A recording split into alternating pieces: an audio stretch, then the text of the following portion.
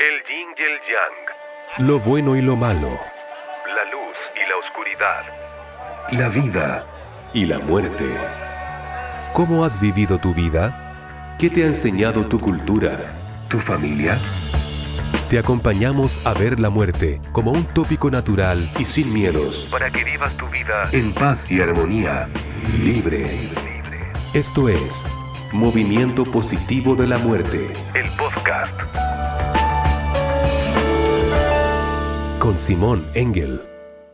Les doy la bienvenida a un nuevo capítulo del podcast del Movimiento Positivo de la Muerte. Hoy es el número 24 y tenemos una súper invitada, la Dani Alburquerque. Me acuerdo de un dicho que decía, no me acuerdo si Pedro Carcuro, me pongo de pie, me he visto de etiqueta, porque hoy día en verdad es una gran invitada la que tenemos, así que agradezco mucho el tiempo y la disposición y las ganas que tuvo de venir a estar con nosotros. Y agradezco también el tiempo, la disposición y las ganas que hemos tenido nosotros para juntarnos y revivir este podcast y tener esta iniciativa de mirarnos y de conversar de manera más periódica sobre todos estos temas que son tan bonitos. Así que bienvenida a la comunidad, bienvenida Dani. Gracias, qué alegría. Hola Lore, hola Laura, hola Claudia. Hoy día se nos une Claudia también, que va a ser parte también del podcast. Claudia Baeza, así que súper contento de este grupo que se está armando para que cada uno tenga su distinta mirada, sus distintas preguntas, sus diferentes enfoques, para que podamos tener estas conversaciones mucho más ricas. Así que le doy la bienvenida a la Dani. Si quieres, como estamos con el tiempo un poco justo, si quieres igual a mí me interesa que nos cuente un poquito de ti, que haga una pequeña presentación personal, puede ser desde lo emocional, desde lo espiritual, desde lo profesional, desde donde tú te sientas identificada, y ahí podemos empezar con la conversación. Bueno, primero muchas gracias, feliz de estar aquí con ustedes, les sigo la ruta, hemos estado en espacios de compartir desde nuestras diferentes disciplinas, pensares, así que algunos ya los conozco y creo que es tan importante que tengamos estas posibilidades de encontrarnos y de hablar quienes estamos sintiendo la urgencia de poner la muerte y la dignidad de la muerte sobre la mesa, porque hay una negación tan increíble de este tema. Entonces mientras más nos unamos para esto, a mí me parece maravilloso. Así que presentarse es tan difícil, uno tiene tantos lugares, nosotros decimos lugares de hablas, y desde tantos lugares uno puede ir construyéndose. Yo me reconozco mujer, mamá, compañera, terapeuta ocupacional, budista, activista, profe, trabajo en el Departamento de Inclusión en la Universidad de Santiago, que acompaña a las personas que se reconocen en situación de discapacidad. Y el tema de la muerte aparece en mi vida como probablemente el miedo más grande. Y aparece desde ahí, aparece en un momento de la vida en donde me toca acompañar a personas en sus procesos de fin de vida. Yo imagino que vamos a hablar un poquito de eso ahí. Me vi enfrentada en el acompañar a personas con discapacidad y alta dependencia que se morían, y entonces ¿qué voy a hacer con eso? Pero frente a eso, por sobre todo, el propio miedo al tema. O sea, ¿qué voy a hacer frente a la posibilidad de que de los que yo amo se mueran? Y cuando me enfrenté a eso, se me removió todo y me despertó a una posibilidad preciosa en la que estoy así ya, no sé, 15 años, y muy feliz, creo que ha sido de las mejores cosas que me han pasado en la vida. Así que este es el tema que me convoca. Así que muy feliz por eso. Eso me encantó, este es el tema. Eso es lo que yo creo que es lo que nos pasa a todas y a todos los que estamos en esto, y que me tomo de la palabra que dijiste tú, que somos activistas de este tema que consideramos como el gran tema fundamental para la vida, pues. Así que me encantó que lo hayáis remarcado. Hoy día me gustaría que la Lore parta guiando la conversación, y después cada uno podemos ir haciendo más preguntas. Así que Lore, estás con el micrófono ahí lo abriste. Ahí sí. Dani, tú dijiste dos cosas, creo que probablemente a los oyentes les queda dando vuelta. Uno es ¿qué es un terapeuta ocupacional? ¿Y cómo eso se vincula en esto que nos convoca con la vida, la muerte, las transiciones y como el fin de vida? Si nos puedes tal vez como contar un poquito tu experiencia, cuando decías como que había surgido en el fondo en el contacto con personas en fin de vida, esta necesidad de vincularte un poco más con el área. ¿Cómo ha sido para ti eso, como desde la terapia ocupacional, vincularte con eso? ¿Cómo lo has ido uniendo? ¿En qué se diferencia tal vez? Cuéntanos un poco ahí como tu experiencia en relación a eso, por favor. Me río porque con la Lorena somos terapeutas ocupacionales y es parte como del humor de la disciplina, que cuando uno dice soy terapeuta ocupacional, la cara de duda, claro, como la de Laura, así como, y muchos supuestos respecto a la idea de lo que es terapia ocupacional. Yo soy terapeuta ocupacional hace como 25 años ya, y de la Chile. En ese tiempo solo se estudiaba en la Chile, era el único lugar. Hoy día hay un montón de escuelas preciosas para esta carrera que se toma tu vida, porque en realidad esta idea de la actividad humana, que en el fondo es contemplar, mirar, analizar la actividad humana, es todo lo que hacemos en nuestro habitar, digamos, es la vida cotidiana en sí misma, y no solamente ocupación como trabajo, que yo creo que ahí hay un tremendo daño en la palabra, la idea de que ocupación es trabajo. En realidad es la actividad humana que cobra sentido, que te pone en un lugar, y que entonces cualquier persona o colectivo que por alguna situación de vida, no solamente salud, sino que cualquier evento vital que afecte esa participación en esas actividades que son importantes en tu vida, emerge la posibilidad de un terapeuta ocupacional que te acompañe para recuperar ese espacio, para vivir ese espacio. Entonces la muerte es un momento de vida tremendo. El momento de morir, el buen morir, está lleno de existencia. Justo ahora estoy trabajando como en una sistematización a propósito de cómo esta idea de el hacer da la sensación que se apaga cuando te estás muriendo. De hecho, aparece el relato, si no hay nada más que hacer, y cuando entonces yo me estoy muriendo y digo, me hubiera gustado hacer tantas cosas, ¿sí? O sea, es como que parece que pierde sentido la vida porque dejas de hacer. Y yo creo que hay que abrazar el hacer quietud. Creo que la quietud es un hacer tremendamente importante en la vida. Y entonces como terapeuta uno se ve como interpelada a resguardar la quietud como un derecho. Y hay gente quieta que no solamente se está muriendo, hay gente quieta que se mueve en un ritmo distinto, que produce de una manera distinta, que habita estos espacios, a veces en una cama, a veces con un cuerpo distinto, a veces sin poder trabajar, a veces sin poder comunicarse, y es igualmente digno y es un sujeto de derecho igual. Pero nosotros vivimos en un mundo que esas personas que no producen están fuera, son eliminadas. O sea, eso a mí me interpeló como terapeuta, me puse en un lugar como, además porque siempre me he dedicado al tema de la terapia ocupacional desde los derechos humanos, y me parecía que estos sujetos que no hacían, digamos, en el mandato de lo que es hacer, pero están construyendo, haciendo y transformando sus espacios, además, transformando sus vidas, y a quienes los rodean, son sujetos igualmente dignos que deben ser respetados y resguardados sus derechos. Entonces me fui en esa idea como de resguardar ese derecho a la quietud, digamos, que te puede llevar a morir.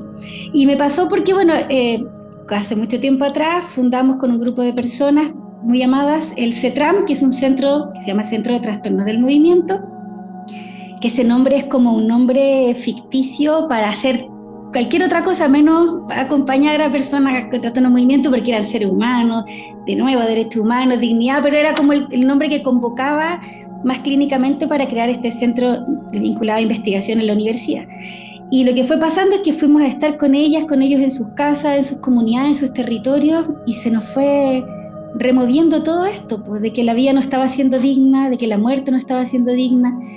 Y entonces ya no era ser un buen médico terapeuta, era luchar por un espacio que no los hiciera morir de hambre. Acompañamos a gente que se murió de hambre, gente que se murió maltratada.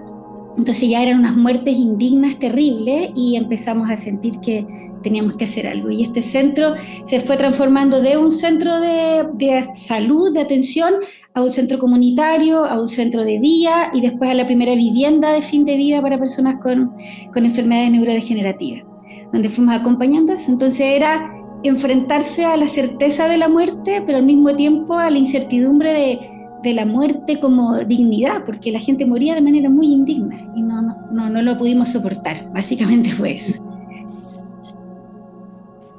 Laura. Te pasaste, dale Laura, te pasó un Daniela, comentario pequeño. Te pasaste, estoy así como escuchándote sí. para adentro. ¿Qué para adentro? Qué belleza esto que dices de contemplar la actividad humana, o sea, y esto de la quietud como que van bien de la mano. Y cuando hablas de gente que murió en condiciones o estaba en condiciones muy indignas, ¿cuál para ti es la primera actividad para sacarlos de ese lugar tan duro? ¿Qué es la primera acción que tú consideras que puedas llevar para eso? Yo creo que tal vez lo más potente que nos pasó como grupo fue en esta misma idea del movimiento, del hacer y no hacer, detenernos como equipo al reconocimiento de estos seres humanos como nosotros, nosotras.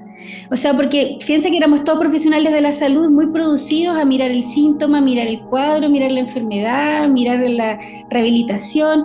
Y esto fue un momento de decir, cuando tú vas a la casa de las personas, cuando te enfrentas a esa realidad concreta, pusimos en cuestionamiento todas nuestras relaciones de poder, profundizamos mucho en eso, en cómo desde el setting clínico tú te puedes engañar a ti misma y creer que tienes un tremendo poder. Y estás ahí, viene la persona que se asió todo lo que pudo para llegar a la consulta, que te va a hablar solo de la enfermedad porque no va a hablar de su vida, porque supone que tiene un ratito para hablar de su enfermedad, que te presenta una realidad que no es la realidad de su vida cotidiana, y tú le das indicaciones clínicas, médicas de rehabilitación, y juras que estás transformando la vida de la persona vuelve a su casa sin agua, sin comida, con un vecino que tal vez es más significativo que uno y le dice, no te tomé esos remedios, esta agüita es mejor, y se acabó, tu idea de poder se acabó ahí.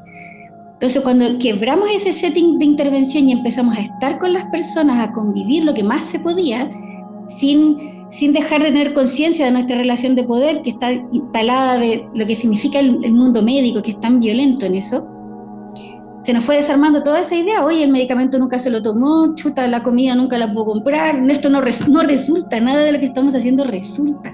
Entonces ahí nos detuvimos, nos miramos y fuimos reconociendo a esos otros seres humanos iguales a nosotros en dignidad y cómo teníamos que encontrarnos con nuestras historias de vida, con sus historias de vida, pulsar en un ritmo distinto. Entonces nos desarmó todo. Entonces nosotros siempre teníamos la broma de que cuando llegaban estudiantes nuevos o personas nuevas a trabajar al CETRAM siempre se ponían su delantal blanco. Entonces en el equipo era, ¿cuánto le dura el delantal? Cuando te empiezas a dar cuenta que el delantal no tiene ni un sentido, porque es un acto simbólico que ahí en ese espacio relacional ya dejaba de nada, te ponía solo más barreras. Pero la paradoja, cuando vas a la pobla y tienes riesgo de que te disparen, el delantal es súper importante porque te deja entrar sin que te pase nada. Entonces era ese uso político del delantal, no el uso Increíble. Entonces fuimos haciendo ese ejercicio, encontrarnos a nosotros en nuestras fragilidades. Y ahí mismo en nuestros amores, en nuestros miedos, en nuestras espiritualidades, porque ¿cómo te sostienes tú como equipo haciendo esto, digamos? Es súper fuerte. Qué maravilla. Ese para mí es el tema central de todo. Eso también es lo que me trajo a mí hasta acá y probablemente lo que nos trajo a cada uno hasta acá. En mi experiencia fue igual también, como tú te abres a la otra persona desde el silencio, desde la quietud, y la otra persona es la que se transforma en tu maestra y no al revés.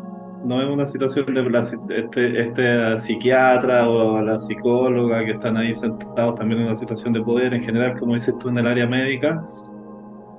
Siento que se está transformando contigo y con varias otras Dani Alburquerque que están dando vuelta por ahí y que entendieron que al final la maestría viene desde el otro lado, desde nuestra capacidad de abrirse y estar presente en ese momento y en el lugar donde la otra persona está, ir a encontrarse en el espacio y tiempo donde está la otra persona y no desde donde uno viene y con toda esta prejuicio y preaprendizaje y estructura que te trae la educación, etcétera, o la profesión que tiene. Así que como que fue el tema clave, nos fuimos al tiro a lo profundo y a lo clave, me encantó.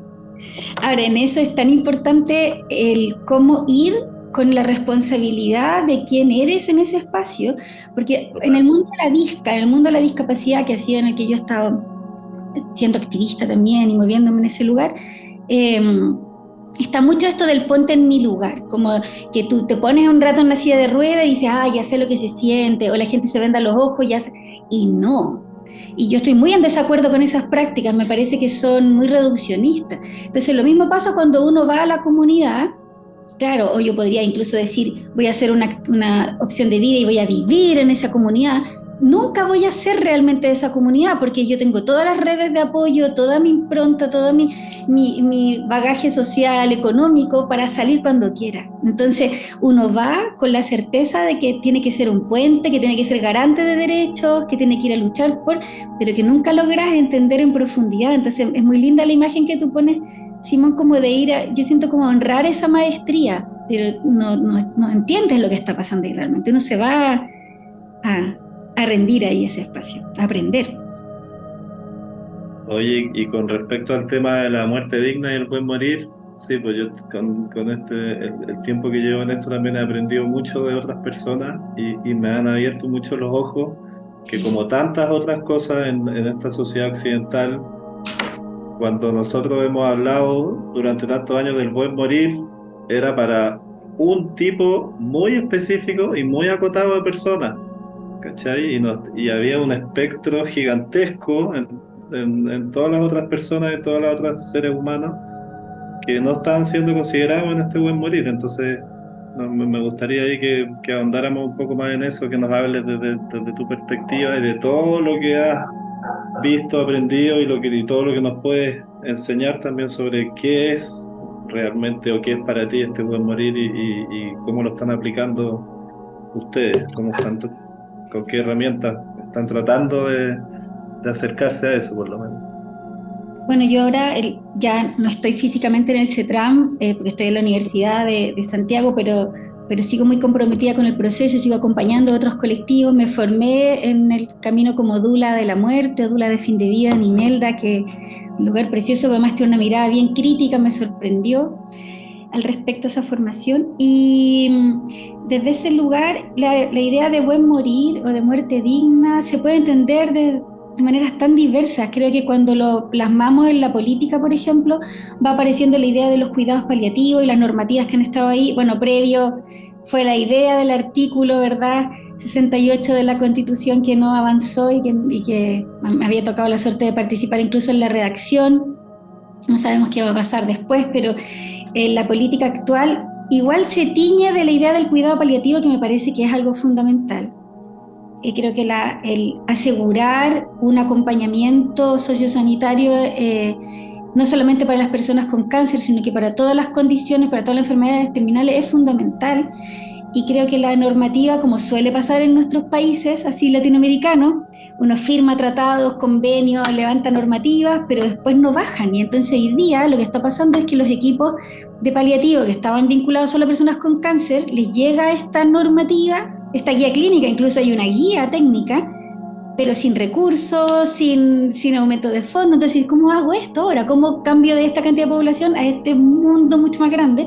Y entonces estamos en un momento complejo donde hay que hacer una presión política para que se asegure esto, que aparece como una garantía universal, pero que no se está cumpliendo.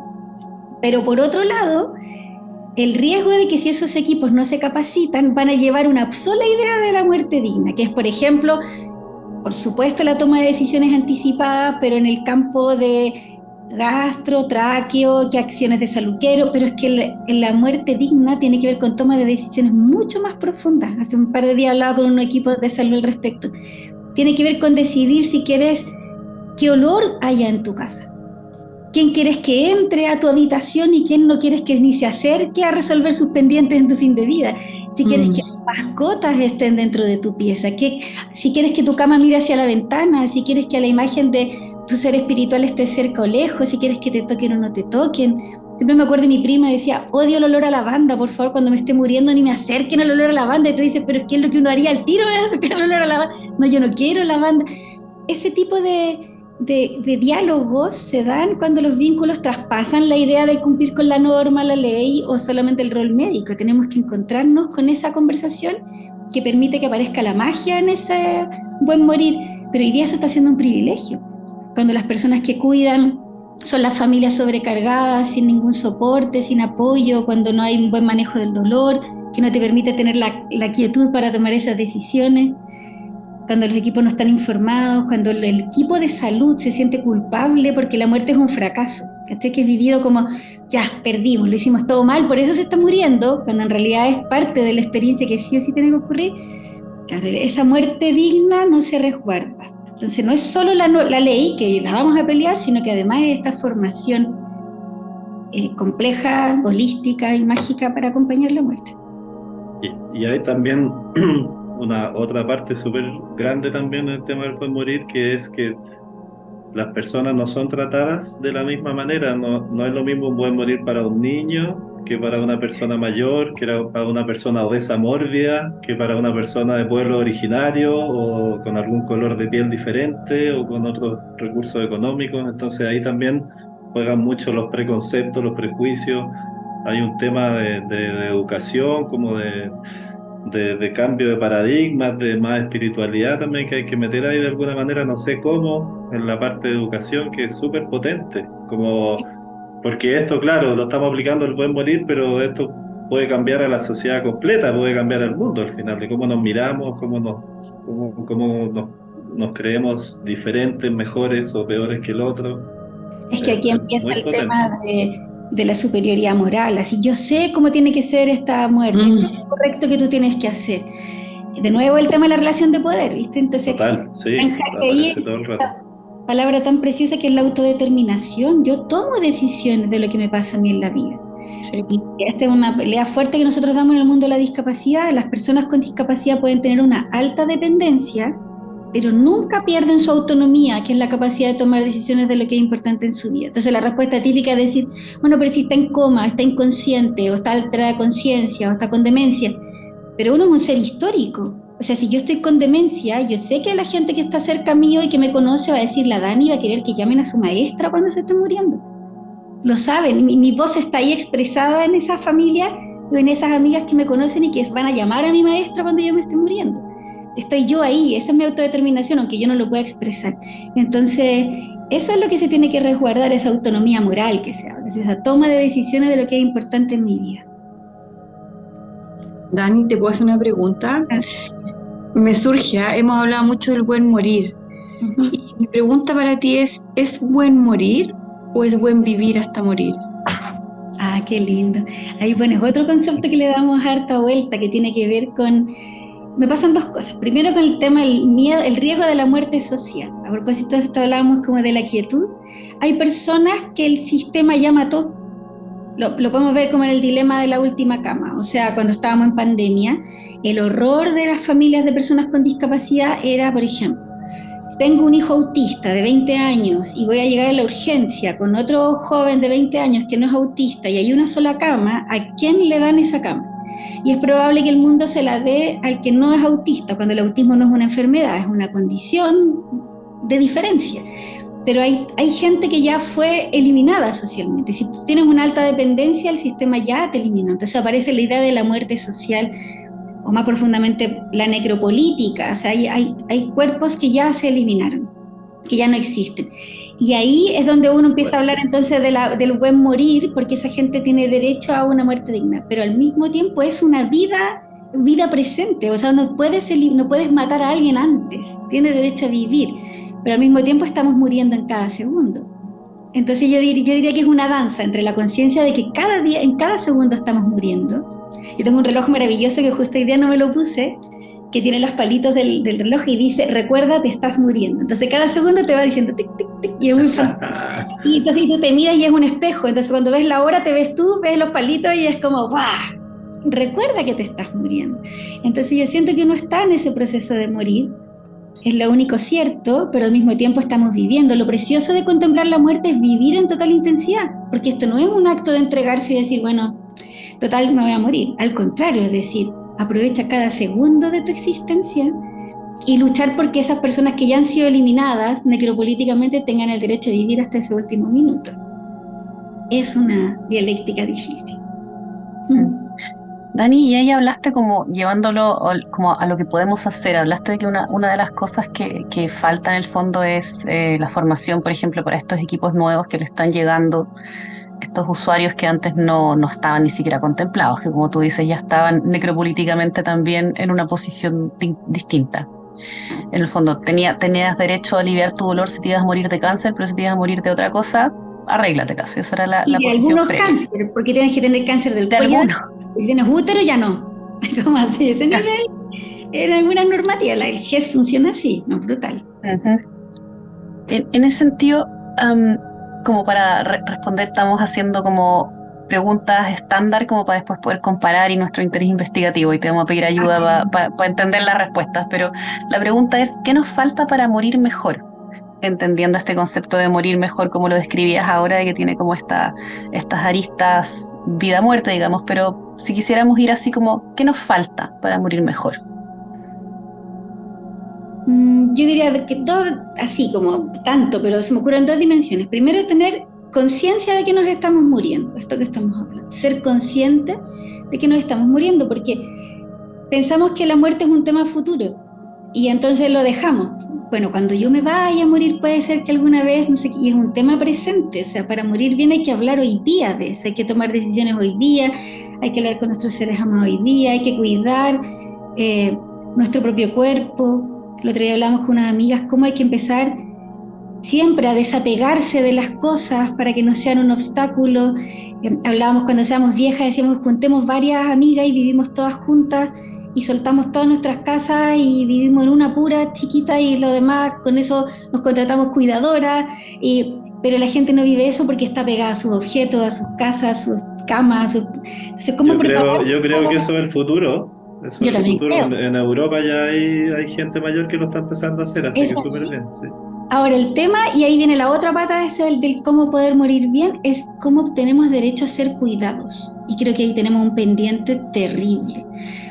El tema del cuidado en nuestro país y en la mayoría de los países latinoamericanos está cargado de patriarcado. Las mujeres cuidan porque es su responsabilidad y porque son buenas madres, hermanas, esposas, y está súper naturalizado, y eres muy buena persona, y entonces si tú como madre no puedes más con la vida y no puedes seguir cuidando a este hijo, eres una mala madre, no puedes ni siquiera decirlo, estás obligada a estar ahí 24/7, y creo que como país hemos abandonado a las personas que cuidan de una manera espantosa. Son personas que amparadas en el amor se han esclavizado, o sea, cubierto de este amor y de esta culpa de tener que amar incondicionalmente, las hemos abandonado como sociedad. Y creo que el tema de la corresponsabilidad en el cuidado tiene que exigirse, el Estado tiene que financiar el cuidado de las personas con alta dependencia y por lo tanto también en fin de vida. Creo que eso es digno, porque así la persona que cuida puede acompañar ese proceso, hacer su propio proceso de dolor, soltar, sin estar con esta tremenda exigencia terrible de cuidar, y al mismo tiempo quien está siendo cuidado, el horror de sentir que está destruyendo su entorno, su familia, empobreciendo, cansando. Las personas que mueren de ELA, que tienen ELA, tienen una singularidad terrible en su experiencia, que es que ellas sienten su cuerpo todo el tiempo. Cuando una persona está en una situación de alta dependencia, la mayoría de las personas empieza a perder la sensibilidad en su cuerpo, vamos a decirlo así.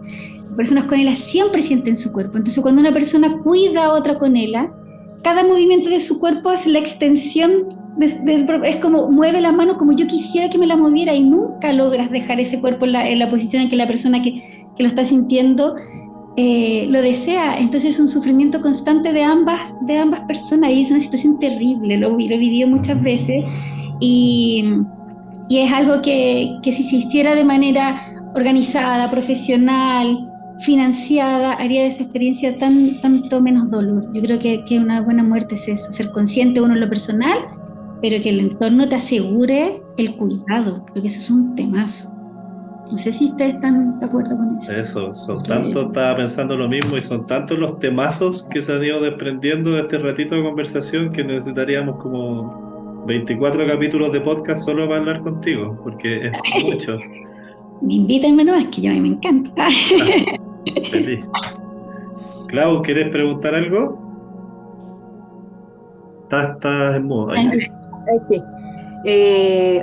Oye, nada, admirada de todo el trabajo que haces y me encanta también la humildad con la que enfrentas las experiencias que has vivido a lo largo de tu vida profesional. Me encanta el acercamiento que tienes con los pacientes y el trabajo comunitario del que has hablado. Y sobre eso mismo te quería preguntar si nos pudieras contar un poco más de qué ha tratado el trabajo en comunidad. ¿En qué ha consistido esto de ir a las casas, de ver a los cuidadores, al paciente? Ha tenido en mi proceso personal distintos momentos porque uno va aprovechando donde la vida te va instalando. Cuando estuvimos en el CETRAM como ONG, el tercer sector es un lugar muy bello de libertad para poder construir más allá de la normativa, pero al mismo tiempo es muy pobre, y eso es lo terrible del tercer sector, que está luchando con los fondos concursables, con las posibilidades, y bueno, y desde ahí, en esa libertad, pudimos estar en las casas de las personas y al mismo tiempo ser un centro de formación. Entonces muchas de las personas que pasaban por el CETRAM hoy día son médicos que están en clínicas, en hospitales, terapeutas, kines, y que recuerdan y que sostienen esa experiencia que tuvieron de vida, en donde me acuerdo el psiquiatra decía, ¿y dónde voy a trabajar? En la pieza de la persona. ¿Cómo en la pieza? Sí, ¿dónde me siento? En los pies de la cama de don Juan. Este es mi setting terapéutico, sí, este es tu setting terapéutico en la casa. Entonces era como, y eso nunca se olvidó. Y entonces yo creo que ese fue un primer lugar de transformar la comunidad. Después fue poder estar junto a agrupaciones de personas con discapacidad y dependencia. Estuve cerquita del colectivo Yo Cuido, de mujeres cuidadoras, y desde ese lugar poder hacer incidencia en políticas públicas y empezar a meterse al mundo de la política pública es súper intenso. Ahí uno también se encuentra con personas preciosas que hacen resistencia desde adentro. Eso es bien difícil.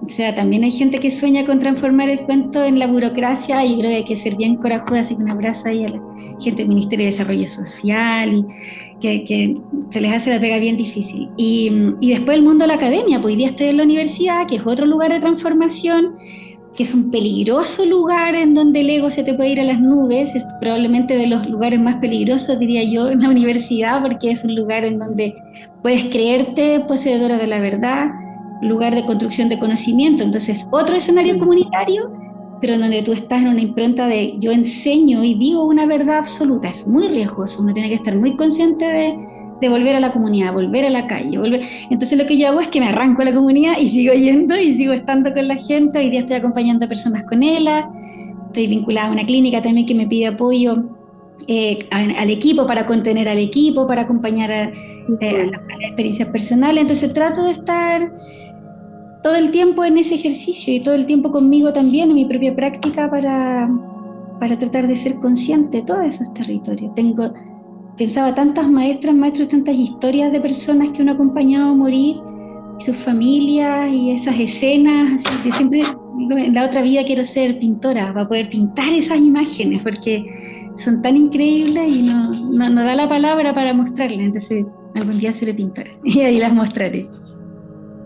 Qué bueno que tocaste eso, porque me pareció también cuando estas personas decían, y este es mi setting terapéutico, yo encontré que era un setting así totalmente poético, que era digno de ser escrito y pintado. Así que me encantó esa visión tuya. Ojalá que podáis, yo creo que en esta vida igual podéis pintar un poquito. No sé si me dará el tiempo. Sí. Ni el arte. Oye, y con respecto al tema de la educación que dijiste, ¿qué tan optimista eres con que esto desde la educación se pueda hacer un gran cambio? A corto plazo me imagino que no, y a mediano tampoco, pero hay puertas que se están abriendo como para que esto empiece a cambiar desde la educación. Sí, totalmente. Es que ahí es donde yo creo que espacios como estos son muy valiosos, porque tenemos que crear lugares de educación que estén dentro y fuera del sistema. O sea, hoy día el mundo de la virtualidad, el mundo de los podcasts, el mundo ustedes son otro grupo de sociedad civil, así como éramos nosotros en el CETRAM. O sea, las bases organizadas son tremendamente transformadoras y tienen que ser un espacio, son un espacio de conocimiento. Entonces yo diría que los espacios de educación son estos y también la universidad. Entonces no como poner uno sobre el otro, creo que esto hay que sostenerlo con fuerza.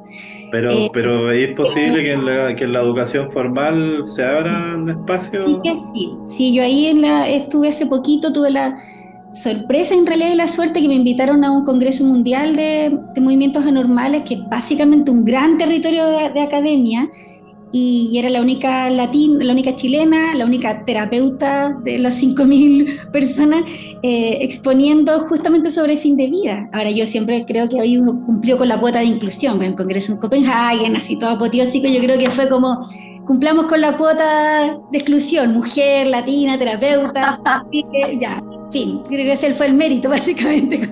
Buenísimo. No me creí el cuento, digamos, de experta, pero sí pudimos poner estos temas de esta manera, digamos. Y fue precioso, porque cuando termina la presentación se acerca mucha gente a decir, llevemos esto a los espacios de formación, llevemos esto a la academia. Yo creo que van a pasar cosas lindas por acá en la USACH, eso aspiro. Vemos muchos profas vinculadas al tema en otras universidades también. Entonces, yo creo que sí, sabes que hay en eso, ni siquiera sé si es tener como pensamiento positivo. Yo tengo la certeza de que en lo más profundo de todas nosotros cuando decidimos trabajar en estos temas de salud, de educación, creemos en el bienestar de la otra persona, queremos el bienestar. Lo que pasa es que en la forma de expresarlo estamos súper confundidos. Pero uno tiene que ir como a esa esencia de yo quiero que esa persona esté bien. ¿Cómo recuperas ese lugar? Y creo que ahí está la estrategia de educación, una educación liberadora, problematizadora, para que ese estudiante súper biomédico con su delantal bien puesto se dé cuenta que es mucho más precioso sin el delantal. Tú tienes que ir, ahí está la gracia como profe de ir a sacarle esa barrera, porque en su esencia estoy segura que desea hacer lo mismo que queremos hacer todos. No, confío en ese valor del humano. A mí me ha costado volver, pero ahora yo también confío. Yo vengo de un área similar, de una historia similar, pero con animales. ¿Cachai? Yo estudié veterinaria y estudié veterinaria con una convicción y una vocación. Yo quería ser el doctor Dolittle, ¿cachai? Quería explorar, andar por el mundo y todo. Yo hasta el día de hoy soy fanático de los animales, me sé todos los nombres, mi enciclopedia y todo, pero llegué a este mundo de la educación, en Chile por lo menos, veterinaria, y me di cuenta que todas las personas que entraron con la misma convicción y vocación romántica que yo se fueron transformando casi en unos robots y terminaron en áreas donde toda esa parte romántica y yo voy a cuidar a los animales y los voy a salvar, era todo lo contrario. ¿Cachai? Que es un poquito lo que está pasando también en esta área donde estás tú, pero me encanta que ahora, porque esto yo te estaba hablando hace 20 años, me encanta que esté cambiando así y que en el fondo tú lo mires, tú tengas esa mirada como de que tenemos que reconectar con ese origen, como de dónde vinimos y por qué nos metimos en esto. Es que nos va a obligar a la quietud de nosotros también, y ahí está el tema, porque cuando ese estudiante de una carrera de la salud entra en esta inquietud, esta teñida de ego, de relaciones de poder, pero tiene que ver con temas económicos, tiene que ver con cumplir con expectativas del mundo, tiene que ver con competencia. El mundo de la salud es competitivo, terrorífico, con ganar espacio. Entonces no es que esa motivación por salvar a ese animalito, a esa persona, se haya perdido, es que se ocultó en un baño de una oscuridad bien terrible, que es el sistema que habitamos. Eso. No sé si está el espacio, yo pensé que después de la pandemia íbamos a salir amándonos así, pero que salimos de la peor manera posible. Esa alienación en la que caímos. Alguien me decía el otro día, nosotros no nos hemos detenido a sanarnos del duelo de la pandemia, no nos hemos detenido a acariciarnos en esta pérdida tremenda que tuvimos. Entonces, claro, pues estamos súper heridos todavía, y yo creo que esa herida que le pasa a la gente que se forma en estos campos de poder que es tan violentos, que se pelean entre ellos, que se codean todo el rato. Entonces, ¿cómo sanarse de ahí para poder ir a sanar a los demás? No va a ser nada fácil, y es político, no es otra cosa. Dani, cuando hablas de quietud, siento que esta quietud te permite escuchar al otro. Sí. ¿Cómo ves tú la escucha al legitimar al otro en su propio proceso, en esto que estás haciendo? Creo que es una urgencia, pero creo que el sistema es bien infame en eso. Cuando, por ejemplo, una persona con discapacidad te dice, me acuerdo un joven con parálisis cerebral decía, yo cuando entro a la consulta del médico me empiezo a sacar la ropa antes de que me hable, porque como la consulta dura 10 minutos y yo me demoro 10 minutos en sacarme la ropa, no voy a alcanzar, o sea, ¿cómo vas a tener tiempo para encontrarte con un otro humano si el médico tiene 10 minutos para atenderte en la consulta y atiende a 30 personas en una mañana? Entonces, el sistema es perverso, te va deshumanizando porque entras en una vorágine de que el otro es una cosa nomás. Entonces, creo que ahí, por eso vuelve a ser la exigencia de que el programa del paliativo se instale, que se instale con la temporalidad que se requiera, pero al mismo tiempo a veces acompañar a esos médicos, no en decirle, tómese el tiempo, porque te mira y te dice, ¿cuál tiempo? No me hagas esto, porque no hay tiempo. Trabajo en equipo. Porque si yo no tengo tiempo, sé que el asistente social, la terapeuta, la quina que están al lado pueden tener un poco más de tiempo. Si nos dedicamos una vez a la semana a ponernos de acuerdo y a confiar en el equipo y que como equipo podemos sostener algo, las cosas empiezan a cambiar. Confiar en este equipo. Oye, hay un movimiento social que confío en este equipo que va a ser si yo no tengo que ser... Yo siempre le digo a mi estudiante el síndrome de Atlas, ¿cachai? Esa idea del mundo en tu espalda, yo tengo que sostenerlo todo. No, tú tienes que armar redes, tú tienes que trabajar en comunidad. Y ahí entre todos hacemos la media hora que necesitamos para mirar un poquito más, para escuchar un poquito más. Y confío en la enfermera, la TENS que está ahí, que me está diciendo lo que le pasa a esa persona. Perdónalo. Importante. Si no, es que encuentro muy importante lo que estás diciendo y el cómo las personas saben o no trabajar en equipo. O sea, tú ves muchos equipos que ni siquiera tienen reunión de equipo y es como tú les preguntas y no entienden por qué deberían tener, porque en el fondo cada uno está muy claro de cuál es su rol, cuál es su especialidad, cuáles son sus funciones, y es como, ¿y por qué vamos a tener una hora más a la semana de un tiempo que necesitamos para atender? O sea, como que no está visto esta construcción transdisciplinaria como algo que efectivamente el paciente o la persona necesita, porque va a haber una dinámica que está detrás, que este equipo en conjunto puede resolver y que cada uno por separado no puede, que no vamos a poder ver la complejidad humana desde un box cerrado.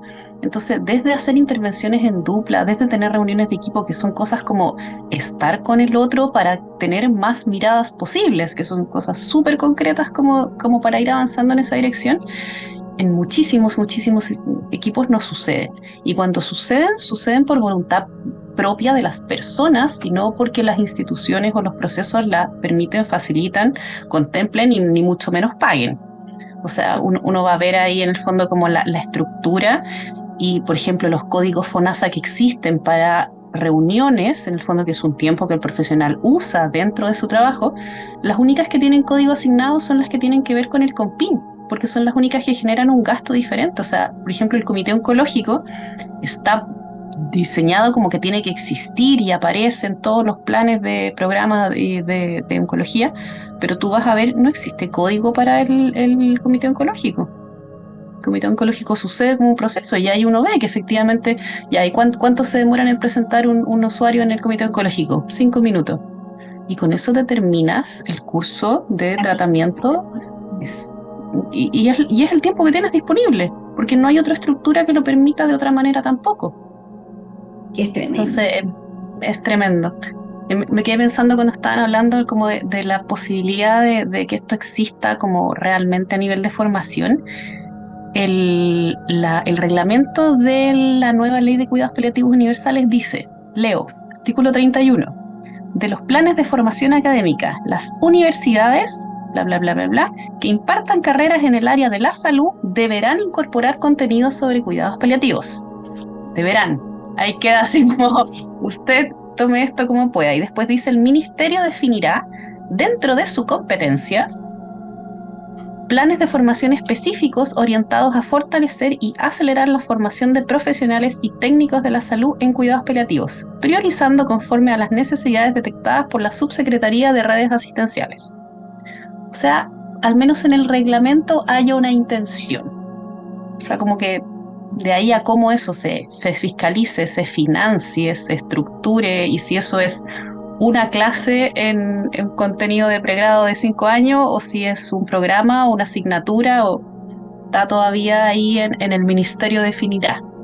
No sé si se haya pronunciado a estas alturas, yo no lo sé, me parece que no. Estaba averiguando y todavía no, pero en eso, ahí me hiciste recordar un concepto que trabajamos y que inventamos en el CETRAM, en esta danza de ser academia y territorio, digamos, la idea de los transsaberes.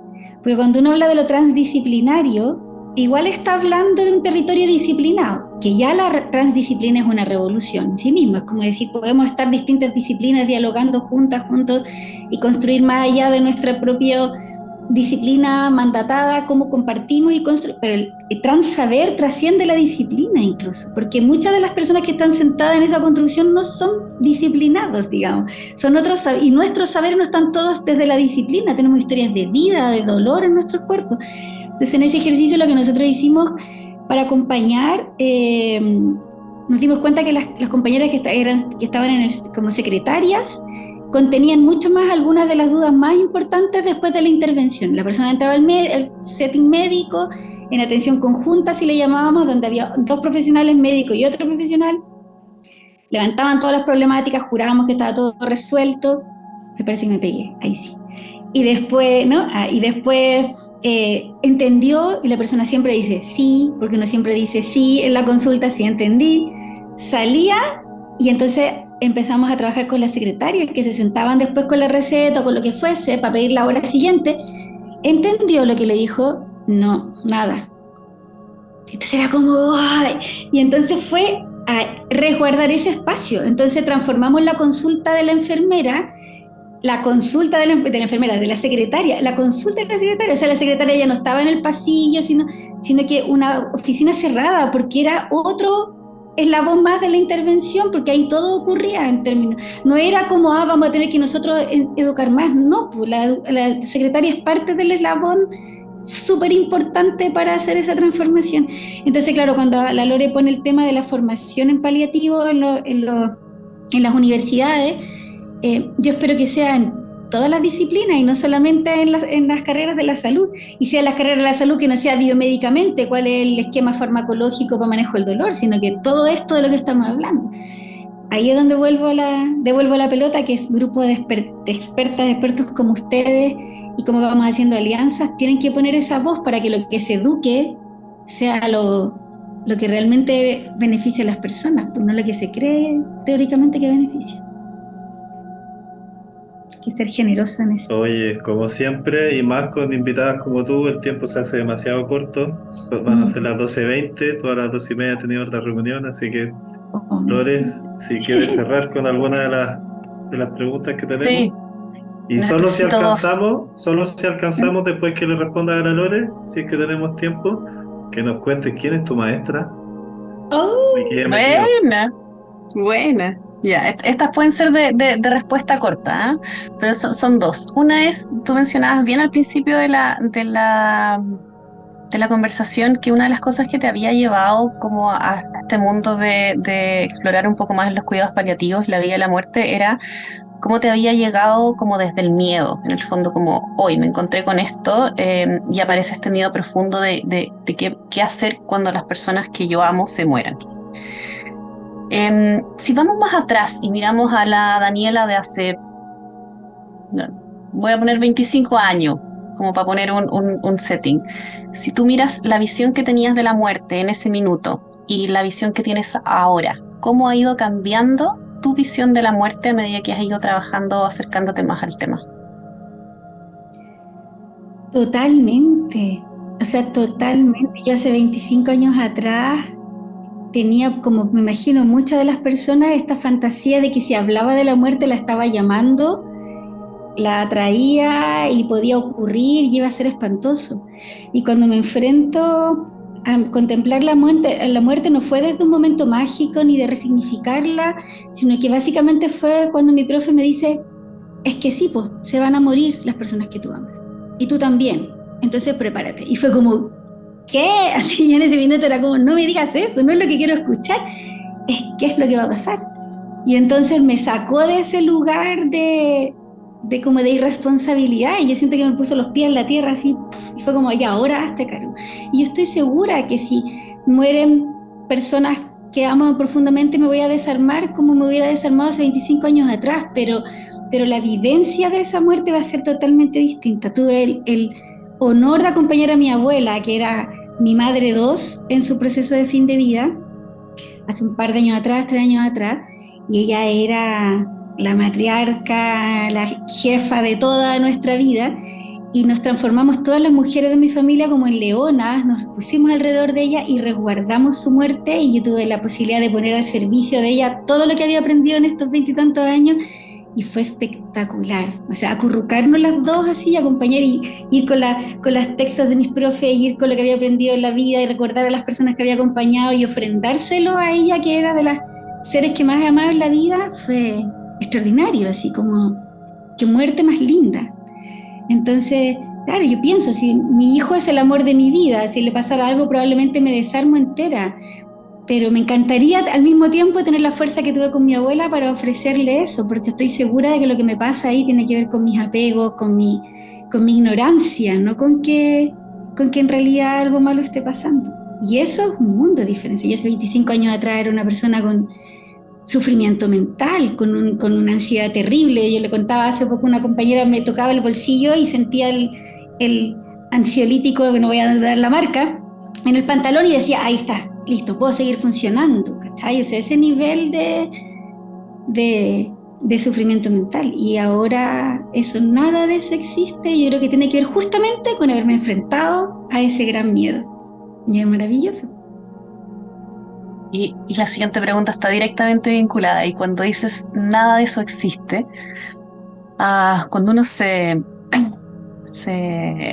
profundiza en este ámbito, te vas dando cuenta que, claro, vas derribando algunos de tus propios miedos. En el fondo te enfrentas a este lugar ahora con responsabilidad, y conoces y abordas y estudias y qué sé yo. Pero normalmente todavía siempre tenemos un talón de Aquiles en algún lado. Hay algún tema dentro de todos los temazos que hay vinculados acá que uno llega ahí y dice, aquí todavía no, esta parte todavía me cuesta. ¿Qué aspecto de tu relación con la muerte sientes que aún te cuesta? Yo creo que cuando me entero de muertes con demasiada injusticia, con demasiados pendientes sociales, con violencia, con maltrato, me cuesta abrazar de nuevo ese regalo de sabiduría que me ha dado la experiencia, los profesores, mi camino. Me cuesta volver a esa calma cuando hoy día me estoy empezando a acercar, gracias a una persona que me está empezando a mostrar lo que significa la muerte de las personas adultas mayores trans, ponte tú, que tienen sus cuerpos súper intervenidos a propósito de la necesidad de plasmar en sus cuerpos la feminidad, que no pudieron acceder por recursos, y entonces las inyecciones de silicona industrial hacen que la muerte sea súper dura o con enfermedades complejas, y el sistema sanitario las súper maltrata porque en el fondo se hicieron eso cuando en realidad fueron abandonados. Empezar a escuchar esos relatos, así como que es difícil volver a la calma, cuando estás viendo lo que está pasando en nuestro planeta. O sea, hoy día hay una guerra horrorosa y están muriendo niños en ambos lados del muro, y el resto discute políticamente mientras se están muriendo familias enteras para los dos lados, todos inocentes, porque hay gente más poderosa mirando desde arriba porque le conviene lo que está pasando. Eso me hace tener que volver a una quietud muy forzada, porque en mi ignorancia no soy capaz de soportar esa pena. Eso todavía me gana, por supuesto que sí. Ay. Y yo estoy en lo mismo, así que me quedé en silencio. A rezar, a contemplar, a soltar. Oye, ¿y tu maestra, antes que te vayáis? Oye, yo aquí me voy a poner como televisiva, pero no sé cuál es la temporalidad de este video. ¿Esto sale en tiempo real? ¿Va a salir pronto? ¿Va a poner tiempo? ¿Esto va a estar grabado? Sí, solo dependemos de tu tiempo para que tú no llegues atrasada a tu reunión. No, es que me refería porque una maestra muy amada va a estar aquí en Chile prontito, entonces por eso el prontito es relativo con los tiempos de que va a salir el podcast, por eso es que... Pero yo, dentro de mi camino budista, participo de una sangha que se llama Chakduk Gompa. Chakduk Rinpoche es nuestro maestro, de budismo tibetano, y el templo está en Brasil. Él viajó hasta estos territorios y plasmó todo el Tíbet en Kadrolin, que es un lugar precioso, y hay preciosas maestras que además son mujeres, y son mujeres occidentales. La machera, que es una de las más preciosas, todas son preciosas, todas son caras del mismo profesor precioso ahí. Ella es una mujer mestiza, brasilera, increíble, también profesional de la salud, lama, y entonces ella es una mixtura de saberes muy, muy espectacular. Pero hay muchas maestras muy preciosas y maestros en ese linaje que está físicamente en Brasil. Chakduk Rinpoche es un maestro desde el Tíbet, desde Nepal. Por ahí va la ruta. Gracias, muchas gracias, Dani, por el tiempo, por abrirte de esta forma y por lo que estás haciendo, por lo que vas a hacer. Y nada, quedé feliz, con el corazón lleno, me hizo muy bien, sobre todo por lo que estabas hablando ahora al final. Yo he tenido unos días bien complicados emocionalmente por esto que está pasando en el mundo, pero encontrarnos así de nuevo con la Laura, con la Lore, con la Claudia y contigo hoy día, tener esta conversación es lo que me dice, no, hay que darle para adelante. Tenemos posibilidades.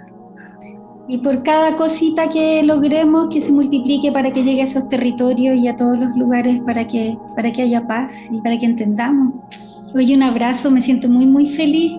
Les sigo, estoy ahí detrásito de ustedes todo el tiempo, así que lo que pueda servir y acompañar, aquí estoy. Muchas gracias por haber pensado en que pudiera aportar a esta conversa. Muchas gracias a ti, Dani. gracias, chiquillas. Un beso. Un beso y nos vemos en el próximo podcast. Nos vemos.